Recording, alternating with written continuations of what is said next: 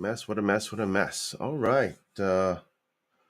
Welcome to the Unleashed podcast.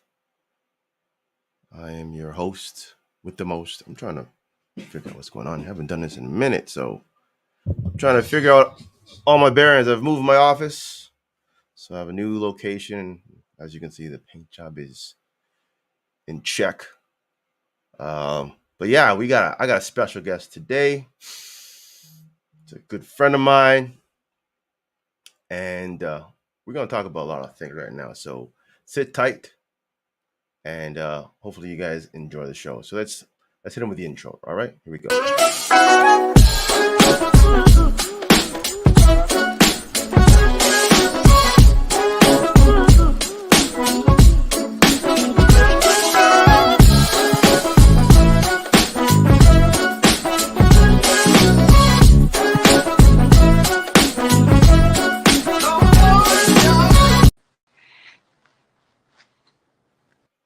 What is going on, people? It's me. It's the BEAST. And I am back on the podcast tip. I'm trying to get this as regular as possible. Hopefully, be consistent. A lot of things going on in the world. But I wanted to make sure I had everything in order before I jumped back to do this on a regular basis. There's my man Odie right there. Yeah, my man Odie. All right, we are here, and I'm talking, and I'm going to say this very, very, very intensely. One of the most intense streamers in the last 3 years. But as life happens, things happen. And when things happen, you got to kind of roll with the punches. So I'm here with my amazing, amazing friend. He goes by the name of D's Diabetes. And we're going to talk about a lot of personal things right now that both him and I kind of share in awkward ways. But you know what? D's, how you doing today, brother? I'm good, man. It's great to see you. Great to see you, Yeah, man. Yeah, man. It's I mean, everything, but it's good to actually talk to you physically. I mean, we did a show a long time ago. Yeah. And things have kind of done a 360, or I guess a 180. I guess a 180, yeah. Yeah. And life has changed dramatically for both of us. So I mean, I heard, well, when you informed me what was going on, I was shocked and kind of thrown back. And to be honest, I didn't know how to talk to you. Yeah. Because as much as I have never met you, you're as close as anyone I know. And when I heard you going through all that stuff, when you told me that you went through that, I was taken back. So for those who don't know, let's let you explain how I met you and go through the process of what we're at right now. Yeah. So we met originally through streaming. I was on Twitch, and you had come into one of my NCAA streams. That's kind of what I got big for. And big is in quotations. Not necessarily big for NCAA standards. You started dropping dimes and dollars and all sorts of stuff, giving subs, just being a good person in the community. And of course, the NCAA community is very interwoven. Still got some great friends in that community. And even ones that have moved on from NCAA, moved on from streaming in general, that are still really, really great people and great to be around. And then, after all, because COVID was obviously hard for everybody. But with having diabetes and it being so fresh and new, I didn't know anything. And so I was very scared of it. And as was my endocrinologist, my doctor, that said, Hunter, I think that you need to stay inside for a while. And while that seemed like a good idea at the time, I often regret staying inside because of the toll that it took on me mentally. Uh, Right. I I think that I would have rather taken my chances with COVID. And I know that sounds terrible. And for those of you who don't really know my story, it'll all make sense here in a minute. Hmm. Um, so while I was indoors, not really having any human, like tactile human to human contact, I was still communicating with people, but I was communicating through a screen, and that's not the same. Uh, Right. and so it took a big thing on me mentally, and then ended up going through a divorce last year. And divorce is hard. It doesn't matter if you're the one leaving or you're the one getting left. Divorce is something that I wouldn't wish on my worst enemy.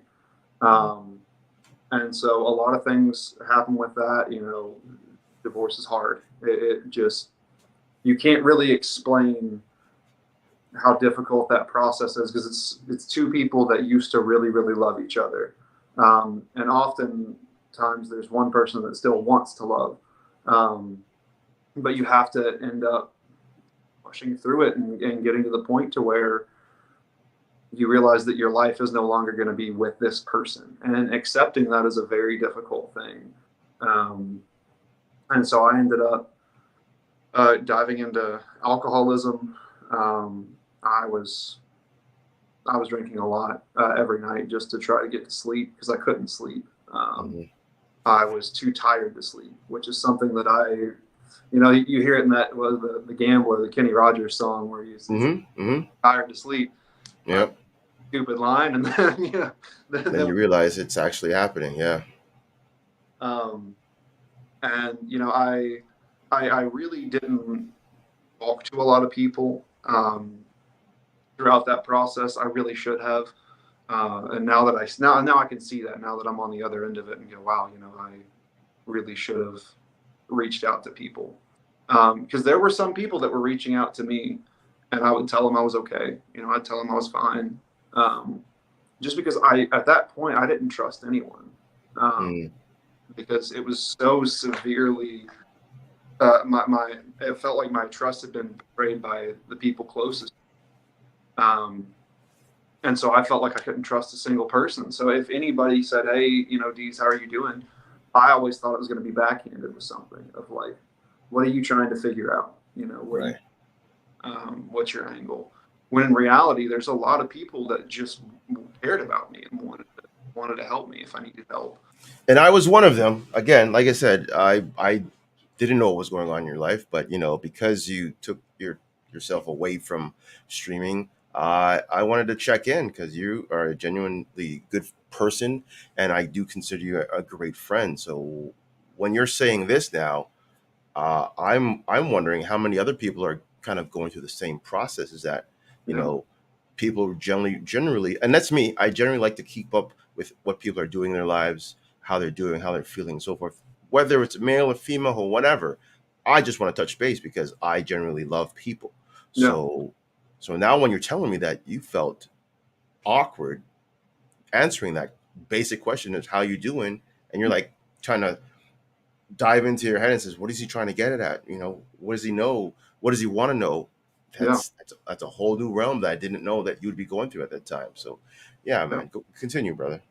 And I think a lot of people have that where they're going through something. It doesn't necessarily have to be something super super serious. Even, I mean, depression comes in levels, right? Yeah. I truly believe that everyone has depression. I truly believe everyone at some point has anxiety. It's just about what level you're at. um, and I do think there are a lot of people that don't want to talk because a lot of times you end up hearing kind of the same thing. You end up hearing it's going to get better. Well, okay, that's great, but it's not better now. That's kind of the thought process. And then a lot of times, especially when I was going through the severity of what I was going through, there was one person that asked me, "What's going on, Hunter? You seem different. And I opened up completely, and I was like, yeah, every day when I'm driving to work, I want to drive off a bridge. I get that thought every time I cross the bridge. I get Yeah. that thought, when I see a concrete median, I want to go 100 miles an hour and just ram into it. Like I told them that, and they were so discomforted by that I was the one that ended up comforting that person, when in reality it was me who needed the help. So I Right. decided, all right, no, it's too extreme, it's too bad. Nobody's going to help me. I got to figure it out on my own, which obviously isn't true. But that's Okay. kind of that thought process, is like, you open up about the true demons that you're facing. And a lot of people, it was a wonderful quote. I forget where I read it. People can only meet deeply as they've met themselves. And for a lot of people, especially people in my age group, haven't gone through what I've gone through. They haven't gone through a divorce. They haven't gone through losing everything, every bit of the life that they had planned. Right. So it was hard for me to talk to people my age about what was going on. And you hear that a lot, especially people that have gone through terrible things as a child, that were forced to grow up before they should. You hear, oh wow, you're so mature. Yeah, you have to be. You have to be to survive. Hmm. Because you end up seeing, wow, there's nobody else here for me. It's me. I have to figure this out. That's kind of that thought that goes in your mind. And so I actually I had a few attempts throughout the process of that divorce.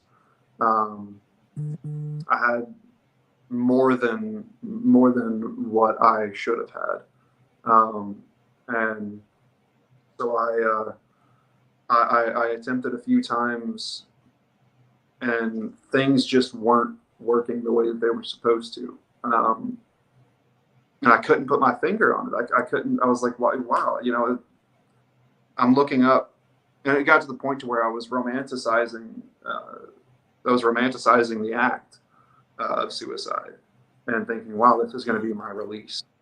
And of course that snowballs over time. Right. And I thought of these different ways, and none of the ways were actually working. Um, Now, if you don't mind, what I mean, this is a candid conversation. What do you think led to the divorce? Was it you being at home? Was it just a whole change of atmosphere? The life in the world changed, and it was just something that both of you couldn't get used to anymore. well, I don't want to openly talk about the divorce just because there was a lot of bad the other side, but I also don't want to run her name. No, no, I know. I'm just saying in generic. I thought, if there was a deciding factor, whether it's the atmosphere, whether it was love, not no love, whatever. But I mean, it's your time, so you can share whatever you want to share. I just wondering if, because a lot of relationships were kind of thrown up in the air because of COVID, and the fact that people had to stay home unwillingly, and they found out a lot more about the relationships that we're in, both marriages, new and old, long distance, and you know people close to home. So that's why I was wondering, because again, I've seen uh, and I've heard a lot of stories about how people have learned so much more about their partner because they were either isolated, or because they were in fear of whatever, or because of choices they've made from being vaccinated and unvaccinated and so forth. So this whole eye-opening pandemic changed a lot of lives directly and indirectly. So that's why I kind of posted that question out for you. Well, and I can say the things that I did that definitely didn't help. I got to the point to where I was comfortable being home, Mhm. uh, and I didn't necessarily want to go back to work again because I was comfortable with my life. Um, because I got complacent and lazy in a sense, um, and that definitely didn't help the situation. Uh, Right. and I think in reality, it was that two people grew apart, and it was a lot of things of where I didn't want to give up but I couldn't see at the time how important it was that I wasn't losing anything. I wasn't, because that was my thing, was I don't quit. I Right. was not allowed to quit any sports team. My 8th grade year, I tried out for track. I made the track team. I hated every second of it. We had the worst coach. She was horrible. She yelled at me, berated me, dressed Wow. on. Um, but I didn't quit because I wasn't allowed to. Because you start something, you finish it. That's kind of how I was growing up, or how I was raised. And so that whole time, I had such a hard time letting go of it, not just because I loved her, because I did genuinely love her then, Hmm. um, but because I don't quit things. It's not in me, and I didn't realize that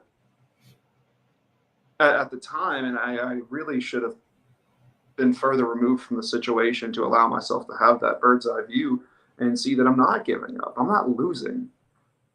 This is just, there are cosmic differences. There were cosmic differences in each other and the ways that our lives were going.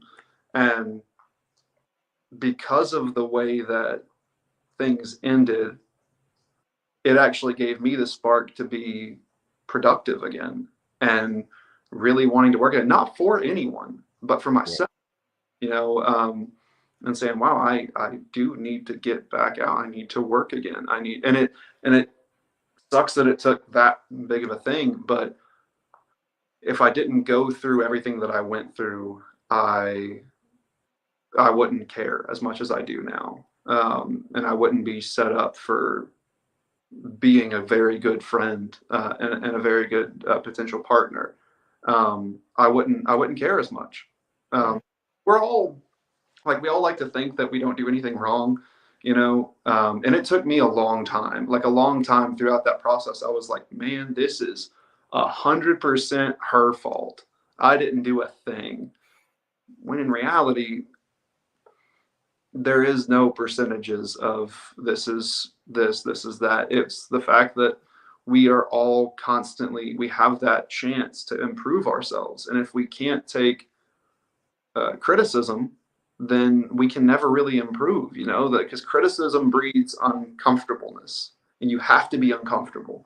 That's the whole thing. If you're comfortable in your life, then you're going to stay there. And then you're going to wake up 40 years from now and go, man, what did I do with the time that I had? Um, 100%. Now here's the thing when it comes to relationships and criticism of any sort on any side. I think because of ego, because of people and their upbringing, a lot of people are stubborn to accept change and to accept a different perspective or a different point of view, and that's where you get that pushback. I learned after the situation with my ex. I honestly was I wouldn't say in denial, but I was just adamant that I did everything I could to make it work. But now stepping outside of the box, stepping out of my shoes and looking at the past, I'm like, you know what? I could have done things a bit differently Mhm. and a bit better to make things uh, manageable, and maybe it would have been a different situation. Yeah. At the same time, I can only control my own feelings, my own actions. So as much as I can say that about myself, I don't know what the partner is thinking. I don't know what the partner is feeling. So whether I knew or I was trying to adapt and change, it takes two to tango, right? It definitely needs both parties to be in agreement to the situation for change to happen. Correct? Oh, absolutely. And kind of the big thing too is that, this whole time I was thinking, okay, if I do this, and this, then it's going to save the relationship. When in reality, that other person didn't want the relationship saved. That other person wanted to move on. Right. Whatever they wanted to move on to, Right. whatever that person's motivation was, Right. that's all on them. You know what I mean? And that all you can do is love people. And because there's a lot of bad people in the world, Um, but you just gotta love everybody, because if you pick and choose who you're gonna love, you're no better than what a bad person is. Because then you're only loving the people that love you, and everybody can do that, you know.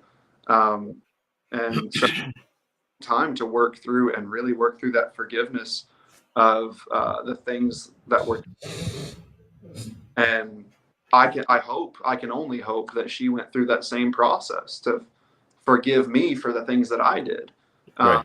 things that I did or didn't do, and I hope that she's gotten to the point to where she can forgive me for the things that I've done.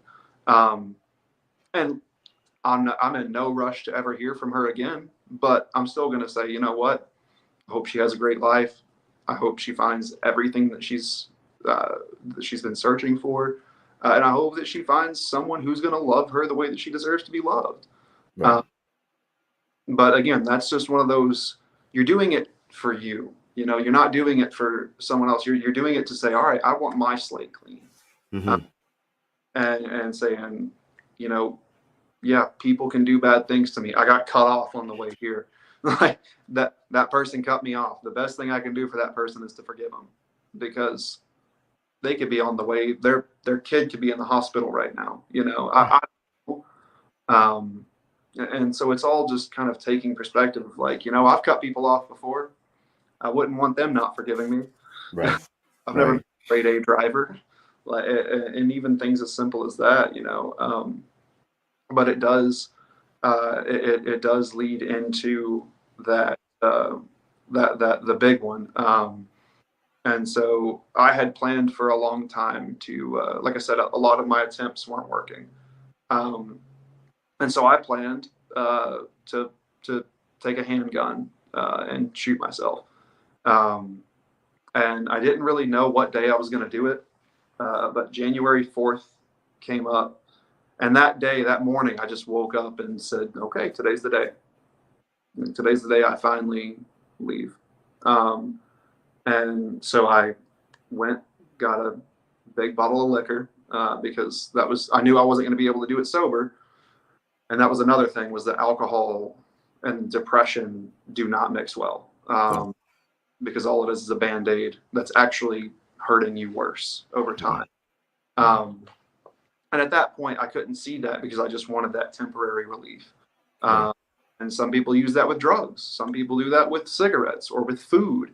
They want that temporary relief and not seeing how much it can actually damage you in the long run.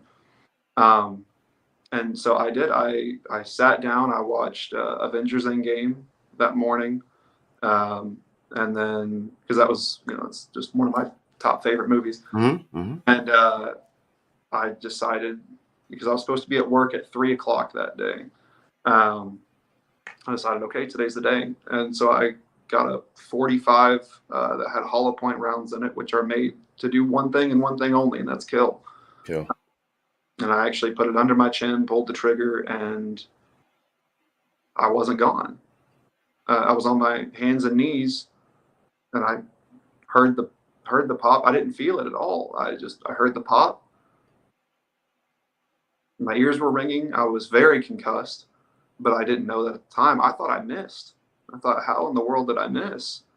Um, but little did I know how I looked at that point, because I had basically, the bullet had gone up through my chin. It ricocheted off my teeth, came up and shattered my sinus. And the bullet still sits right here, because it was a hollow point, so they didn't want to pull it out and damage. Nerve damage and so forth. Yep. They said that as long as it doesn't bother me, it can stay there. But yeah, it knocked out 3 of my teeth, broke my jaw here and here. And I had a lot of internal bleeding. I was swallowing blood. And I was out of my mind, because I had my eyes closed, and the whole thing I was thinking was, okay, I'm a ghost now. I messed up. Like, this is it. Because I didn't know if I was going to heaven or hell, because me and God weren't exactly on speaking terms at that point. Mm-hmm. I was Mm-hmm. God for what a human did. And I thought, okay, this is it. I'm done. I messed up. And then I opened my eyes and saw that, my hands were still moving. I thought, okay, well, if I'm still alive, I got to live. And so it's the moment that I realized that I was still had a chance. I jumped as hard as I could into just self-preservation. And this is part of my testimony too. Is that this is the reason that I truly believe that there is some sort of higher power. And of course, I believe in God and Jesus. And not everybody does. That's okay. That's not what I'm saying. But this is why I believe, because, like I said, I had a broken off jaw. It was off completely. Teeth. No reason that I should be able to speak. But I called 911 and talked to them for 11 minutes and told them exactly who I was, where the gun was, that it had the safety on. And I even walked out to the ambulance under my own power. And I know that there is no shot that I should have been able to do any of that. They weren't sure I was going to make it for obvious reasons. They didn't really know what was going on. But I got to the medical center, which was the best one in the state, or one of the best ones, right behind Vanderbilt. And so I went right into the trauma center. They put me under a bunch of stuff. And they just started working on me, trying to get me to stay alive. I had 3 facial reconstruction surgeries in one day. And there was actually a tooth that was right under my right eye that they pulled from. And they said that, if it was a millimeter higher, I would have lost vision in my right eye. There are so many things. There's the odds were incredibly stacked against me. And the fact that I'm still here is amazing in itself. But the fact that I'm still here with no brain injuries, with no breathing issues, with no true permanent damage to myself, it's a miracle. It's nothing short of a miracle.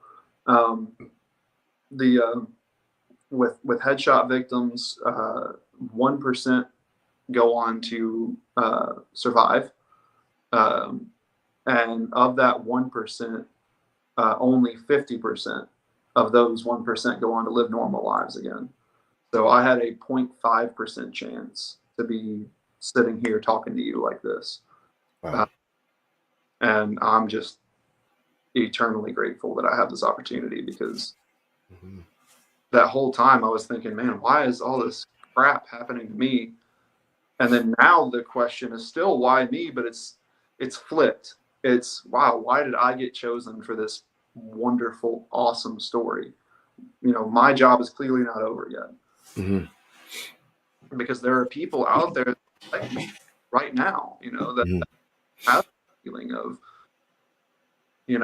that feeling that there's only one way out, when in reality it's not. It is not that way out. And there are people that love, and I know that some people don't have a lot of people that love them.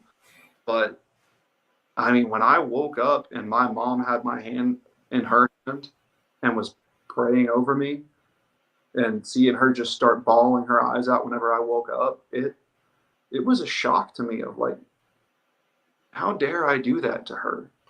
That was my mother, the one that gave me life. How dare I?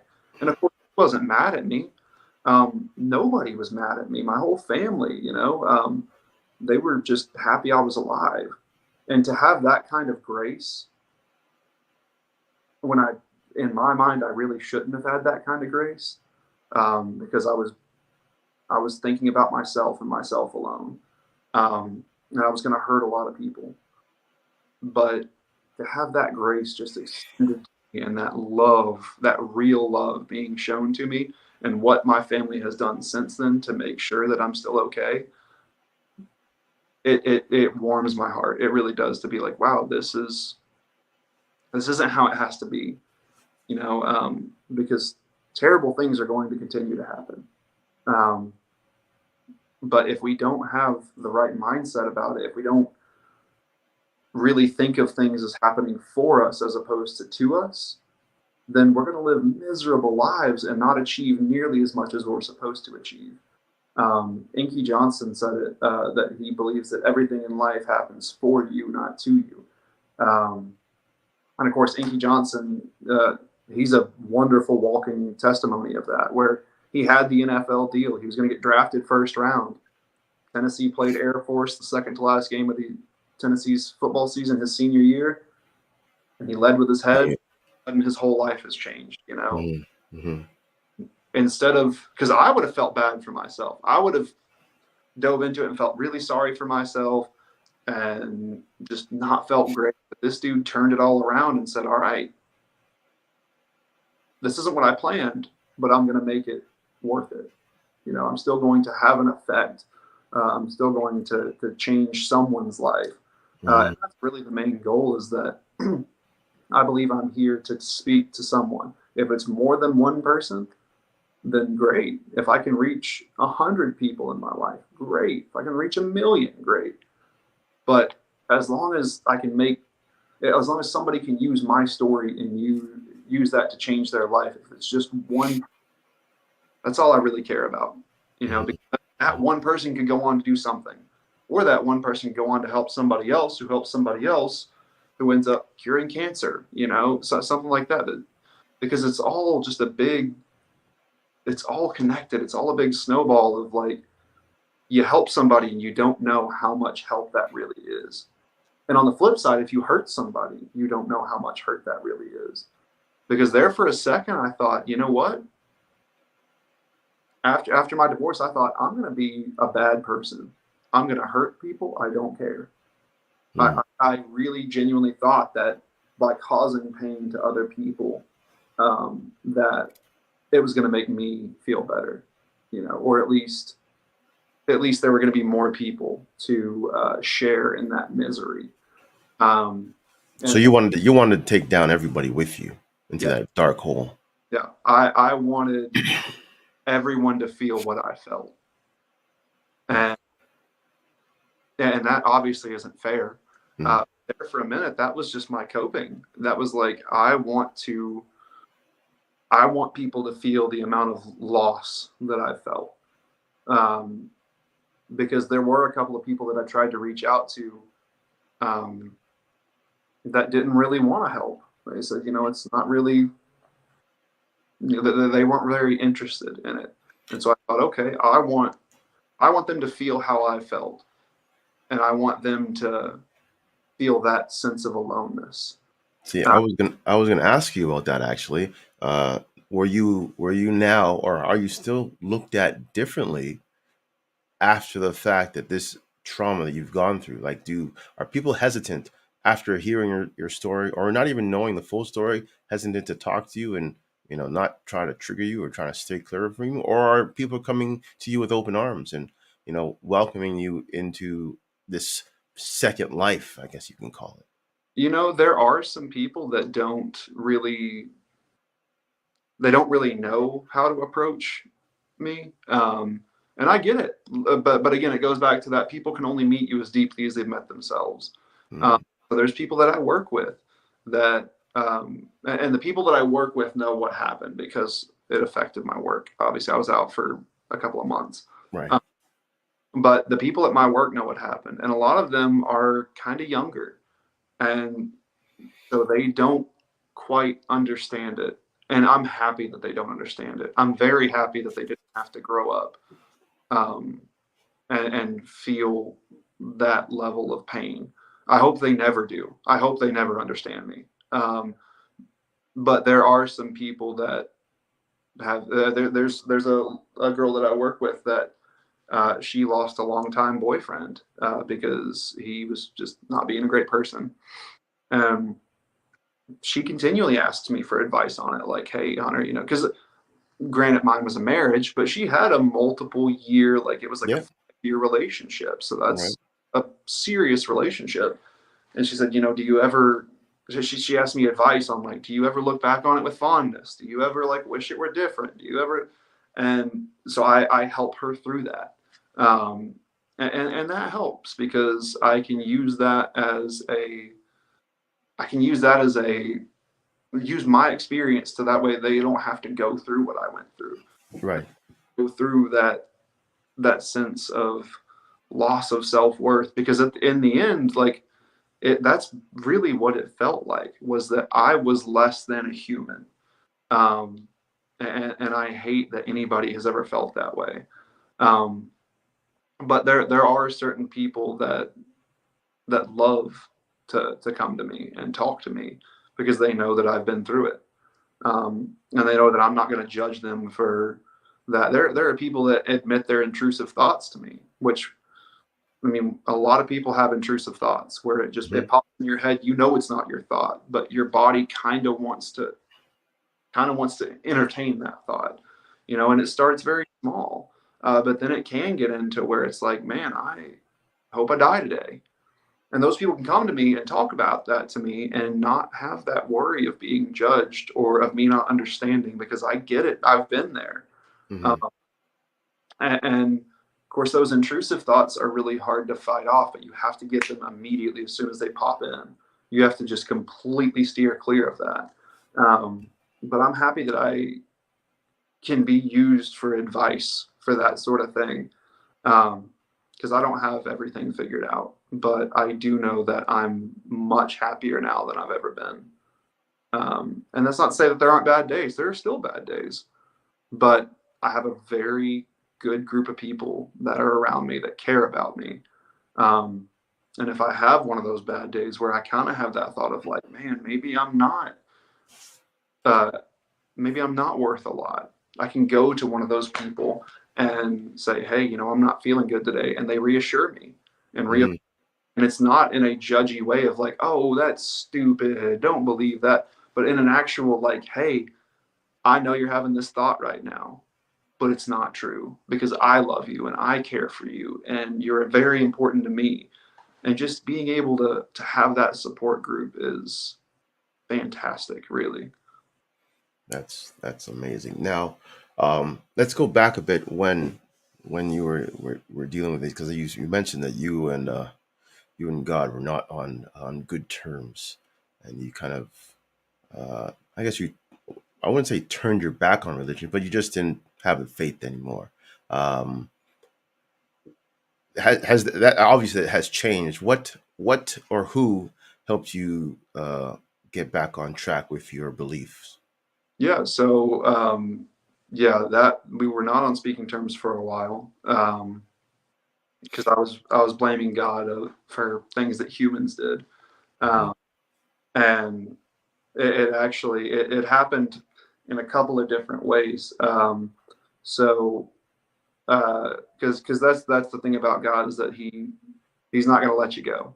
Even when you try to run away as hard as you can, he's not going to stop hugging you. And that was the image in my head, was like I was a petulant child Mm. swinging, trying to hit my dad as he's just hugging me tighter. Um, and so after January 4th, I was in the hospital. I was supposed to be in the hospital for 6 weeks minimum. I got out in 13 days. So I had miraculous healing on top of what was going on. Well, I did have a trach, which is this little scar right here. Right. Um, and that trach was basically a breathing tube. Well, I had a blockage on the inside of that trach about day 6 or 7. And that night I was alone, because my mom and dad were at home. So I was alone in that hospital room, and just all of a sudden I started choking. I tried to call the nurses, but they usually hit the button and they ask what you need. Well, when you have a trach, you can't talk. Um, so they thought I'd accidentally called them, and then I did it again. They didn't answer. So eventually I unplugged everything. I unplugged all my wires and I walked to the door and opened it and was like, Mm. like trying to wave and get their attention of like, this is not good. This is not how it should be. Right. Well, they tried and tried and tried to get that block out. Hmm. I was choking. I was actually like choking, and choking to the point of like vomiting. It was not fun. Wow. And so I I was sitting there choking to death as like doctors are rushing in. There was about 20 people surrounding my bed, and they found the best thing to do would be to cut the sutures out, pull the trach out, and then have a doctor reach in and Take grab out blockage. from my throat. Well, this whole time that this is happening, I'm choking to death, and I was actually cussing God in my head. I was saying terrible, horrible things to him, daring him to kill me. I was just so angry that this was going to be the way it ended. Wow. After everything, this was going to be the way it ended. So I was so mad at him. And I was saying horrible, horrible things. Well, doctor put the hand on my shoulder. He said, "Hunter, this is going to hurt." He reached in, grabbed it. We got another trach put in. I started breathing normal, whatever. I got about 2 hours of sleep that night.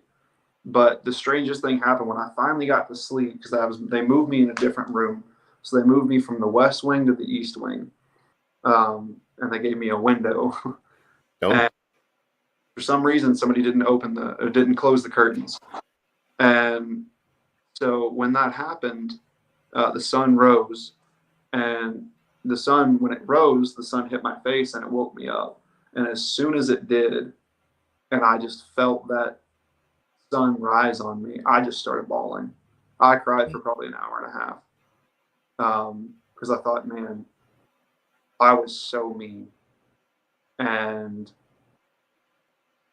God still let the sun shine on my face, and He still loved me when I definitely didn't deserve it. I said the worst things I could possibly think of, and of course it was all up here, but just so mean and for no reason, just absolutely angry at God that He put me in this situation and He loved me through it when I absolutely didn't deserve it. And oddly enough, one of the things that kind of helped me along that way, that helped me mature, is there's a girl that I'm hanging out with right now, and she's we're just friends, but yeah, we have there's a little bit of an attraction. It's weird, but we're hanging out. We're kind of taking it slow because we don't really want to, rush into anything, and because we want to do it right. That's the big thing, is we want to really do it right. But she is very wise when it comes to biblical knowledge. Her whole family is, and so she has kind of helped me in a way of like, hey, I feel this way, and she'll say, okay, let's test it against the Bible. Like, that's where she goes to, and that's helped to have somebody that spiritually mature, that knows, that's kind of an open book of like, this is what we can do for this, how to combat this. Right. So I'm constantly learning things from her, and so she's learning things from me. And so that helps quite a bit with my spiritual journey, in the sense of like, it took me being unforgivably bad, and then God saying, hey, I still love you. And so when you feel that kind of love, when you feel that kind of forgiveness, it's hard. It's hard not to just go full headstrong into it, Right. I mean, man, like even hearing it for the second time, I'm still in awe about the whole thing, because again, um, meeting you and talking to you, uh, no one would ever know that you went through or going through anything like this. And that's the scary thing, because a lot of people can hide things well. And I'll be one to admit it. I've hid things for for the last probably 10 years, right? I'll kind of break down myself here. I was at a low point myself back in 2008, and so I had a knee injury, a football career-ending injury, and I really couldn't work or do anything. Living in a very strict African background, you listen to what your folks said. So the best option that was given to me was to move to another city or state, as you would say in the states there. So we had a province. So I moved provinces, not by choice. Again, I didn't want to, but again, out of respect of the decision made by parents, I did so, and that triggered something in me because uh, I thought I wasn't wanted anymore Mhm. there. So it built up this sense of abandonment uh, that it has not gone away, and it's hard to deal with because every time I go into a situation, um, be it relationships, it's weird to say this, but I really don't break up with people. People tend to break up with me, Yeah. and because I put 120% into that, and that person still decides to leave, I just feel again that sense of abandonment coming back again, thinking, and then I question myself: what's wrong with me? What am I doing wrong? How do I fix it? And I start altering me Mhm. multiple times, and I just don't seem to get it right. And hey, I was in your spot. I didn't want to live at one point. I lost my mother in 2012 to suicide, and I'm like, I was gone. I was a ghost, like you said. I was a ghost, uh, and I didn't know who to turn to, didn't know who to talk to, didn't know how to explain how I was feeling. To this day, I haven't had a serious sit down and understanding about what happened in those last 10 to 15 years, and it's hard to to to see you going through something so traumatic. I'm here like wondering what's wrong with me. Like, why can't I just get over the hump and get positive and just keep on going? And I've tried multiple times, but in the end, I notice uh, that like I said, I'm here alone in my house and I feel like crap. My Mhm. daughter's with her mother, and I'm just here and I'm trying to keep myself busy so I don't feel that I'm Yeah. useless.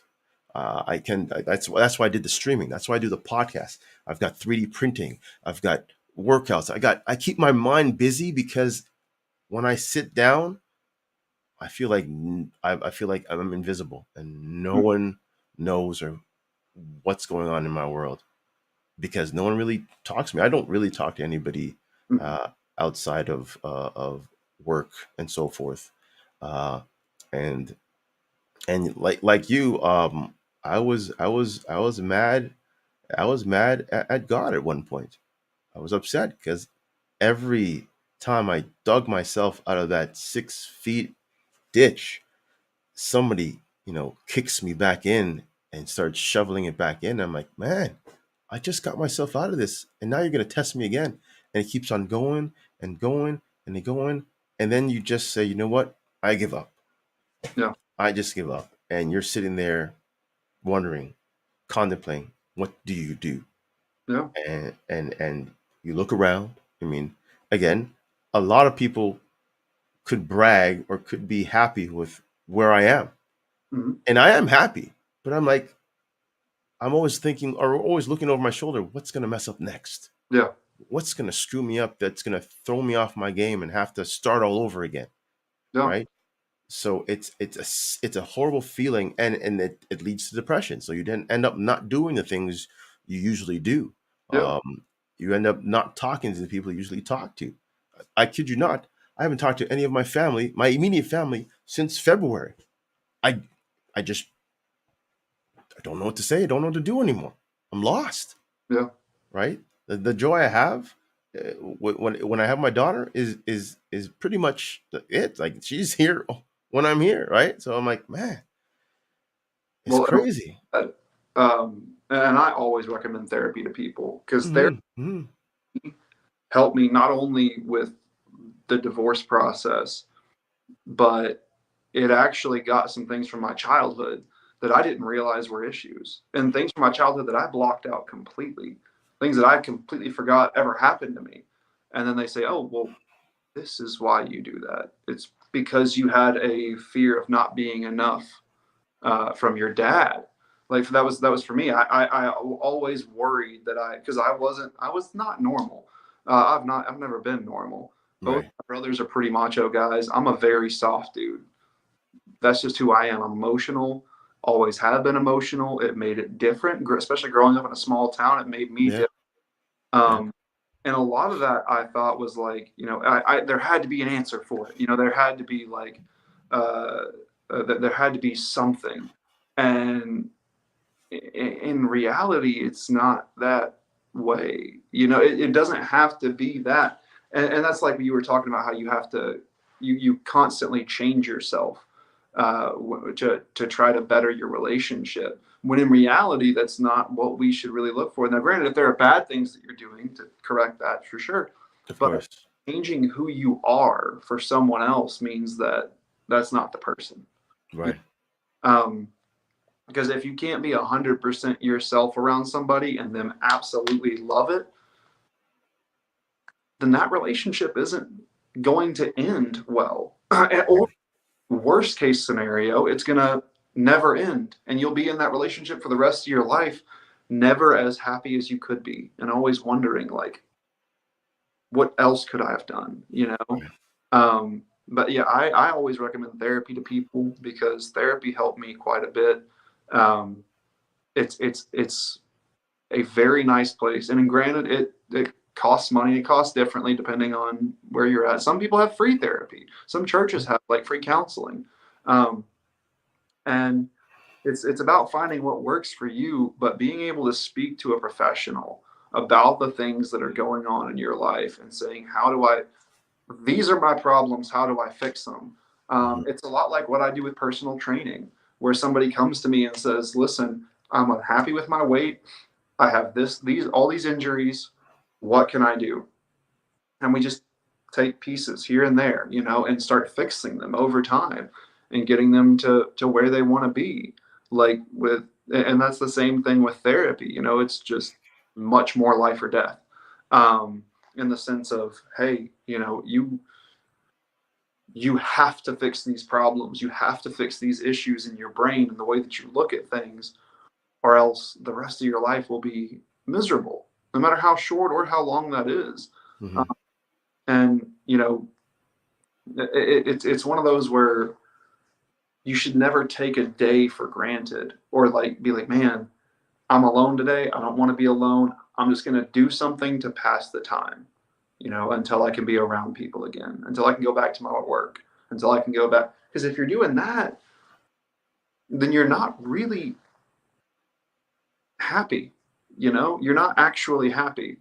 Mhm. And part of it is accepting. The biggest thing that I have that I've found so far is stoicism. So just an ancient philosophy of being a good person for the reason of being a good person. Um, and the big tagline in stoicism is amor fati, so love fate. And that is a very hard practice, is loving fate. If you get rear-ended, I love it. I get to meet somebody new. I'm supposed to meet this person. I'm supposed to help them. Mhm. You're late to work. I love it. I love, like, not just can you accept these bad things happening, can you love it because you know that that is making you the person that you're supposed to be. So for me, I still don't have a place to live necessarily. Like I'm I'm living with my parents, but I'm driving an hour to work. There are nights that I stay in my car, um, but I love it because whatever this is, because I had an idea of getting a camper and renting an RV lot. Well, the RV lot that I was looking at is now too expensive. So there goes that. And that's where a few months ago I would have been like, oh my gosh, my old plan's destroyed again. Now I'm like, boom, I love it. I wasn't supposed to be there. I love this. Where am I supposed to go? Mm. I know that everything that is happening to me is happening for me, and I can. And sometimes it's harder than others because, like, when I found out that the other day, I was very upset, but I was only upset for a minute because I was like, okay, hold on, let's take a step back. I have to love this, and I have to love that this is making me happy. Like, Bob Ross, it's my boy. That's my guy. Well, one of his episodes, he was doing a wonderful mountain range. And he was talking about putting in dark with light, and that you need dark paint in order to let the light paint really show. And he said, life is a lot like that. You have to have bad times in order to truly appreciate what good is. And he smirked and he said, I'm waiting on the good times now. That was a week after his wife passed away. Well, to get on television after his wife passed away and say, you got to have bad times in order to have good times, to really appreciate the good times. And so the fact that man was able to lose his entire life partner, and be able to say, I love it. I don't want this to happen, but I know it has to happen. Right. Her job was done. And so God called her home. And that's so hard for us because we can really only see this plane of existence. We believe in heaven. We want to believe in a good place, but we've never been there.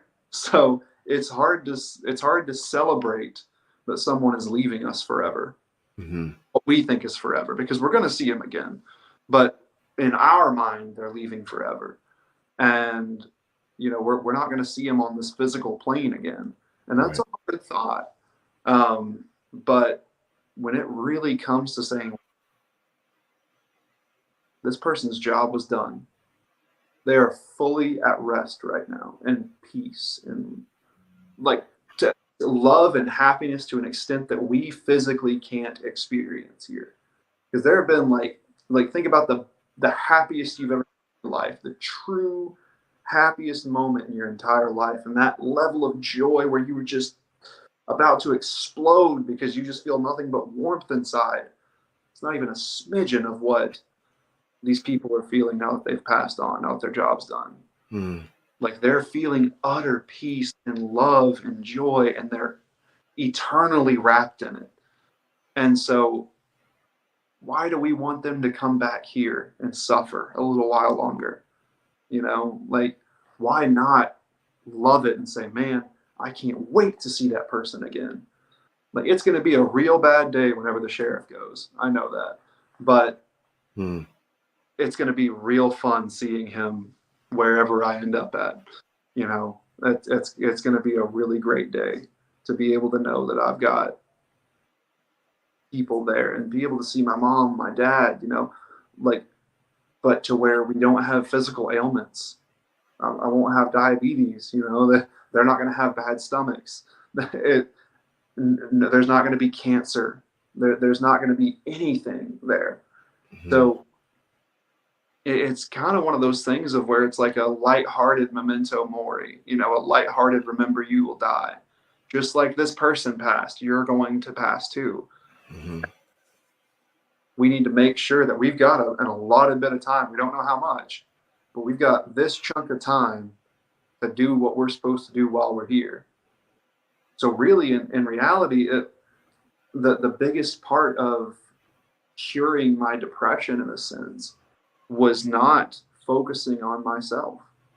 It was realizing that I'm not important, not in the grand scheme of things, right?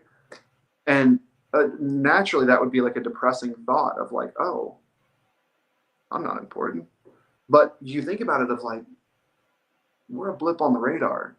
We're here to do a job. And then once we do, we get this eternal reward because we're everything to the one that created us. Even though in the grand scheme of things, we're not very important, we are everything to him. And he showed me that when he let the sun shine on my face after I dared him to kill me. I mean, he showed me how important I was. But it's really just taking that step back and going, this isn't about me. Because if I'm loving someone else, I'm doing my job. If I'm loving the way that he loved me, I am doing my job. And that's really what it's about, is putting other people's needs before yourself. That's been my secret to happiness. Because this whole time, you got to think depression is pride. And that sounds weird to say. But think about pride is me. Right. Focused on. And so is depression. Depression is Me. What's wrong Mhm. with me? Why is this happening to me? Why is this Right. bad to me? Mhm. It's pride. It's all focused on myself. When in reality, I should be focused about that person across the road that needs help. Like we have so many people that need some amount of help. And you don't have to be all the way fixed to start helping. Because that's another thing is like, I know that you're this way where, because I'm this way too, of like, all right, before I stream, before I do whatever, I got to make sure everything's perfect. You know, I got to make sure I got my lighting right. I got to make sure my audio's right. I got to make sure everything is the way it's supposed to be before I start. And a lot of times we think about that with life. We're like, well, I don't have my crap together. So how am I going to help this person? Right. Have to have it together. That's the beauty of it. Like Mhm. you don't have to be a perfect person or a perfect example of what to do because I'm a perfect example of what not to do. Like I thoroughly recommend no one go down the road that I went because I was blessed enough to have this second chance and a lot of people aren't. So you don't have to have a degree before you start helping people. You don't have to be all the way good mentally to help people. But when I feel my best is when I'm helping someone, no matter what's going on in my life. And it's not that I'm distracting myself from my problems because I'm not. Like in therapy, that is my hour to really talk about everything that's happened and face those problems because Mhm. that's a hard thing to do. It's like it's easy for me now to talk about what happened on January 4th. But for a long time it was not because it's a scary thought. Like that and that whole thing when I really dive into it and kind of relive it in a sense, it's scary. Mhm. Being on that verge of death, being that close to actually leaving this world forever is petrifying. And I feel like a lot of people have traumatic things that they've seen that, whether like a loss of a parent, that's Mhm. and that's hard to face. And you don't want to face it because it's uncomfortable. Right. But it's something that's very important to do because, problems are like mushrooms. You leave them in the dark, that's where they grow. And it's going to continually get worse until you really face it and say, okay, I need to deal with this problem for me. Right. And there's a guy that does the windows at my at one of my gyms, um, and he comes in like twice a month. Very funny guy, but his quote that I'm gonna and I've quoted him on this a lot. He said, "There's two kinds of people in the world. There's people who are on medication and in therapy, and people who need to be on medication and be in therapy." and and I love that quote because everybody's dealt with something. Mhm. Everybody's had a hard life. We like to think that there are certain, and granted there are certain people who have easier lives than say me, Yeah. but pain is relative, and that's where a lot of that where that self comes from because you might think, well, I didn't go through what D's went through, so I have no reason to be depressed. That's not true. Right. It's relative.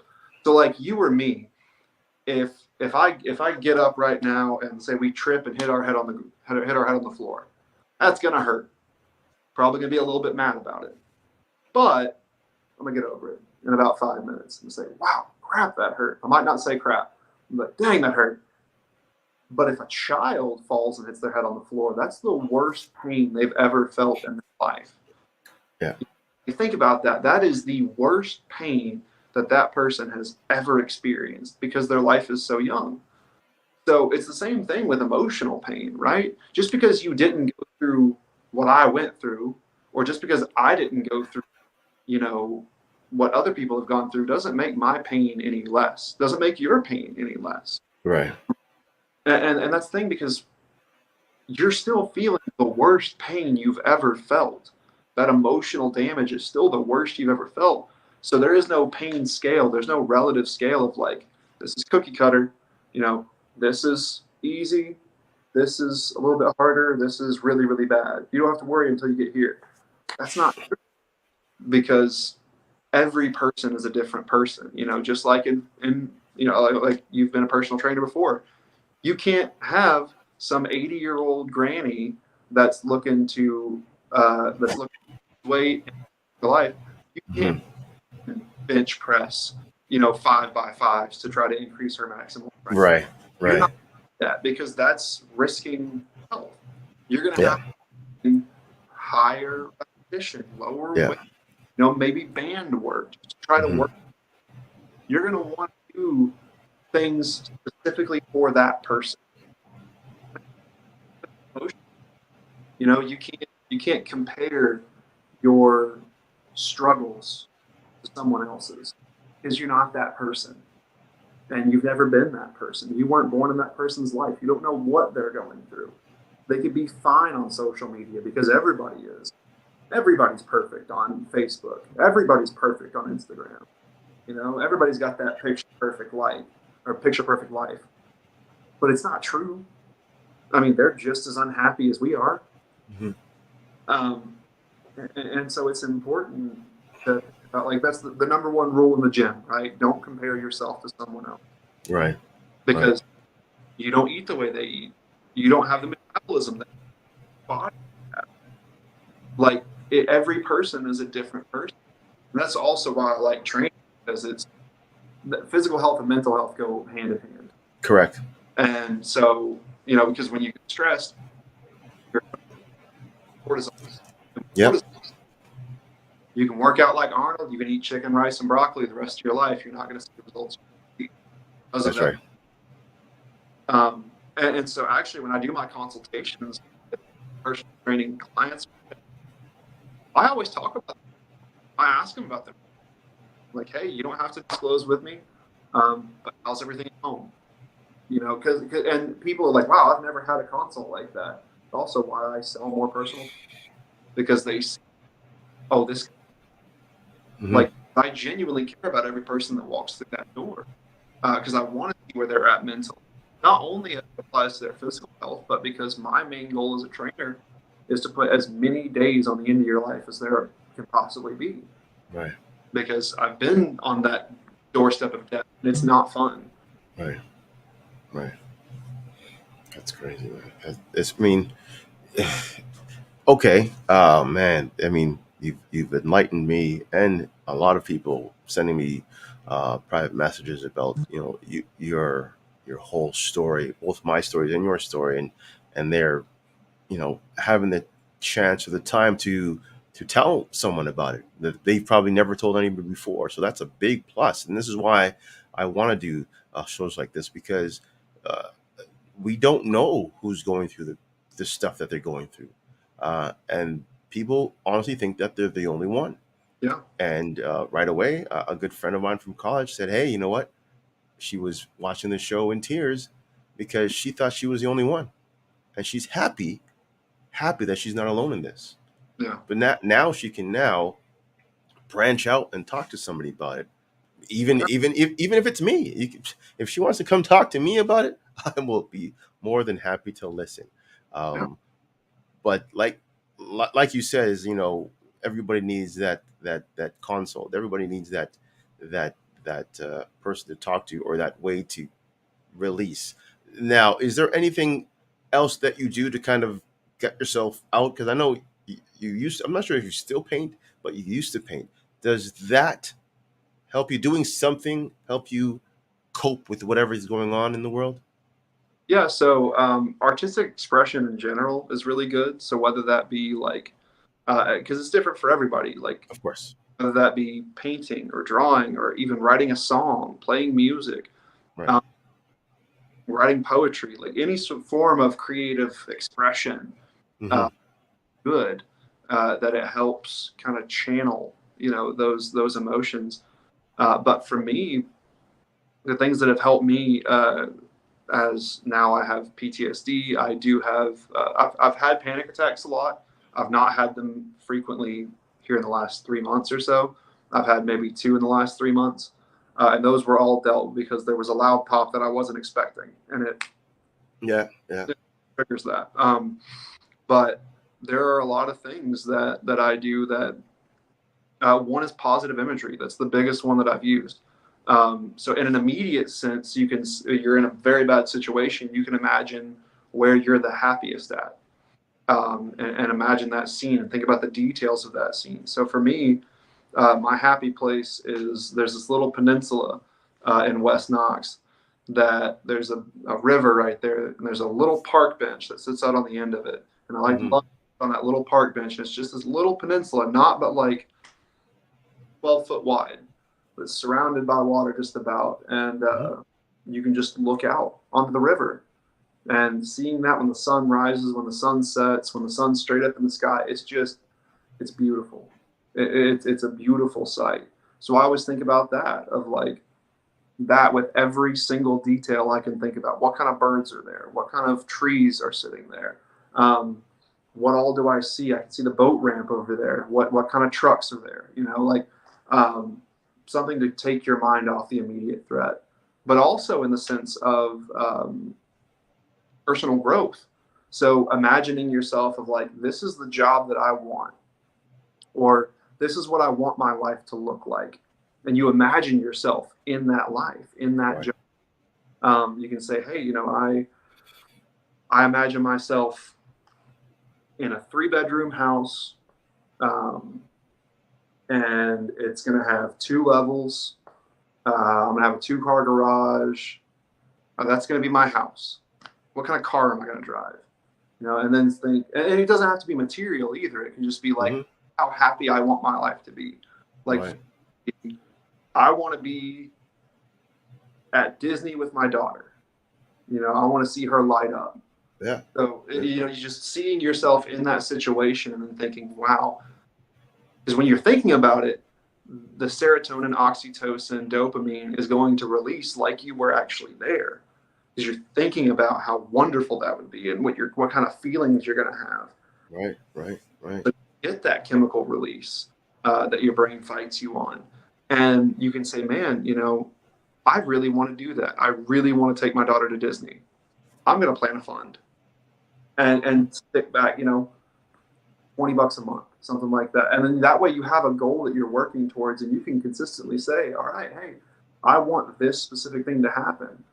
I want to buy a dirt bike, or, you know, whatever it may be, something to work towards. Some level of happiness to work towards, and go, okay, I really want to have this. I've wanted this my whole life. I'm going to work towards it until I can get it. Wow. Okay. Wow. You know what? I mean, I sit here and I'm in awe again. You are a young, handsome man that has gone through much, but you've enlightened me on how to attack life, both on the positive and the negative end of things. Because as much as I can sit here and say, man, I'm not in the best spots, but now you hearing you says, you know what, accept that spot, own it, and then get ready for the upcome, you know, the good side of things. I mean, there is going to be always a downside to everything you do, yes, but you just don't dwell in that whole negative spot. Be ready for the other side of that, the other shoe to drop, because eventually it's going to for you, and then you'll be feeling on cloud 9. You don't know how long you'll be on cloud 9, but you're going to have that feeling, because again, life is like those hills and valleys, as they say. You're going to have those ups, you're going to have those downs. And again, from listening to you, sometimes you have to accept those downs as if they were ups. Yeah. So it's almost just an even keel, just right across the plane there. So that is it's an amazing thought process. It's important to look forward to the positive things, but on the same token, not be worried about what bad thing might come, because the only thing that we have control over is right now. So like, I can snap because I wanted to snap in that specific moment. It's just what I want to do. And so the only thing that I have control over is right here, right now. So I've got, for instance, there's a guy on Monday that's coming in at 9, which is like right when we open, and he's coming in to yell at me. And I know he's coming in to yell at me because of this weird thing with his son's account, and he didn't want to pay a certain amount of money. He had to pay a certain amount of money. I know that on Monday morning at 9 a.m., that dude's coming in to yell at me because the buck stops here. It's what happens when you're the manager. Yeah. Uh, but I'm not worried about that because it's not Monday. Today is Saturday, and what I'm doing right now is sitting here talking to a friend. So who So cares? enjoy the moment, pretty much. Yeah, because if you spend, especially like we spend so many weekends worrying about what's going to happen at work on Monday, we're wasting the time that we have. And you don't even have to necessarily be super productive in the time that you have. It's just about enjoying, really enjoying what you've got. Saying that once I spend this second, because I've never seen something so valuable but so free as time. Mm. I have this second right here, and that's the only thing that's guaranteed. What I do with that second. Am I happy during that second? Because once it's gone, you can't get it back. You can't pay any amount of money in the world to get that second back. And so it's all about what is happening right now. We have positive plans of things that are going to happen in the future, things that we're going to work towards. But it's so important to really say, right here, right now, I'm sitting here, my dog's right there, I'm talking to Tokes, and I'm enjoying it. I'm fully present in the moment. Because a lot of times we get on autopilot and Yeah. days Yeah. blend into weeks, blend into months, blend into years. And it feels like we lost that time. Right. But all that we're guaranteed is here right now. And so can we say that we were happy and that we helped people? Because that's my big goal every day. I want to learn something and I want to love someone. If I can have learned any, even if it's something stupid, something trivial, something that's never going to help me again, and can I learn something and can I love somebody? Hmm. If I can, then that's a good day. That's an accomplished, productive day. Wow. That's telling you, you amaze me. You amaze me, Hunter. I'm telling you, you just like I said, from the day I met you and I watched you on online, I knew there was something special about you. The charisma was there, but not only the charisma. Like I said, I can sit there and watch you paint for hours, and it's just the fact that it's just I feel like I'm in the room watching you right there. Or you'll be playing a game. I'll be there experiencing the same excitement that you are in the game, right down to the times where I even popped into some of your Sunday services and you were just talking and preaching. I'm like, man, I clicked in not because I wanted to, but I think I had to. Like something pushed me to come, hey, listen to this man, right? This could be about, no, this is about you. Listen. And again, more and more you talk about it, the more that I know why things are the way they are. They're doing it for a reason. Yeah. And it's up to you to on how you will deal with it. Yeah. I have a currently I have a MCL sprain with a torn ligament in my knee. I can't work, uh, and I'm doing rehab for it. Uh, I did my job as I should have, and here's the repercussions from it. Mhm. Do I dwell on it? No, I continue to do what I need to do to get whatever I need done, Yeah. and I don't try to dwell on it. Yes, it's hurting. Yes, as you said, pain is pain. Pain is going to be there.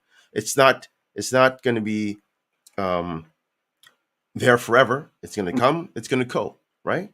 Yeah. Like you said, like the child who hits their head on the floor when they fall. That's the most excruciating pain they've ever heard in their life. Right. Yeah. They had. But me, in my 40 plus years, I've had worse pain. So this, as much as it is as annoying as it is, this too shall pass, as you all know, Yeah. right? So it's just a matter of how to manipulate and get around it so you can still be productive, right? And one thing I thought to myself, I said, you know what? If I can't do what I can with the leg, I might as well do what I can with my hands, with Yeah. my head, with my mouth. And this is why I'm talking to you, Yeah. right?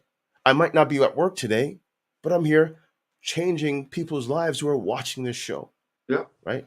Changing people's lives who might have been going through shit. And all of a sudden, boom, they put up this this podcast, and like, man, this this was amazing. And again, it's all coming from an injury Yeah. that I had. So And it can be as easy as like with your knee right now where it's really, really hurting. It can be as simple as saying, okay, my knee hurts right now, but what I'm going to do is I'm going to say, well, now I know how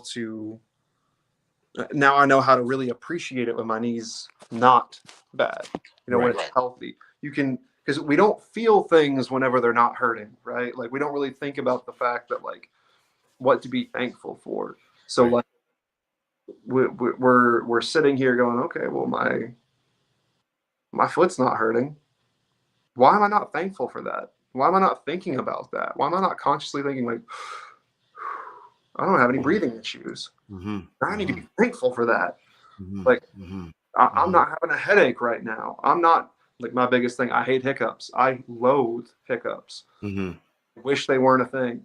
But I'm like, man, I'm not having hiccups right now. Right. Should like just because of how mad I get whenever I get hiccups, should I not be on the opposite end When you don't have. when I don't have it? Mm-hmm.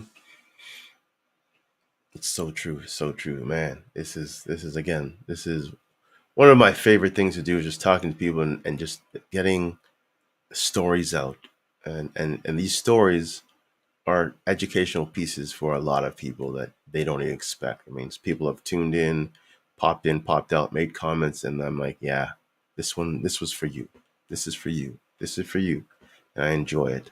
Man, we've been talking for an hour and a bit, and I love it. And I know you got things to do. Um, One thing I wanted to ask: did you get my gift? Yes, but I have not been home yet. Um, Okay, I will so be. it's there. Yes, it's there. My mom picked it up from the post office, so Wonderful, I'm wonderful. it. It's now that's that it, again. It's rough. You got to do what you got to do. With I know you like art, so I know you can make that into something magical. And Oh, I it's what already magical though. I mean, it's well all. it's nice, and I'm proud of it. That's why I sent it out. And again, you triggered that because I made it. I was ready to paint it. I'm like, man, I saw your video on Facebook. I'm like, man, this guy's really loving this thing. So I packed it up. So okay, this is going to you.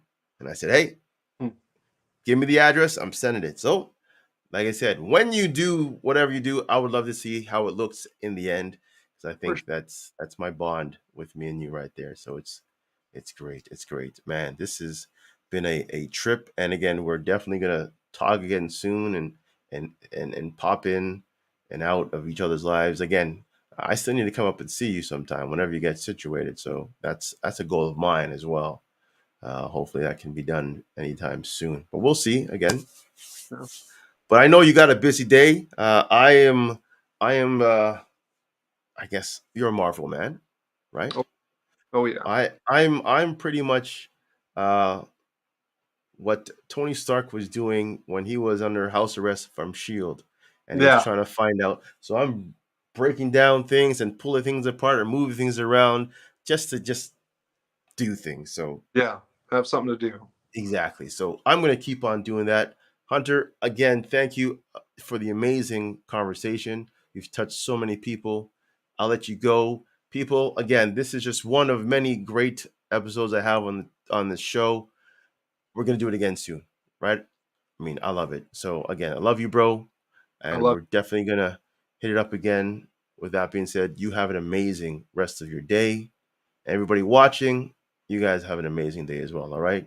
Peace and love, guy. Peace out.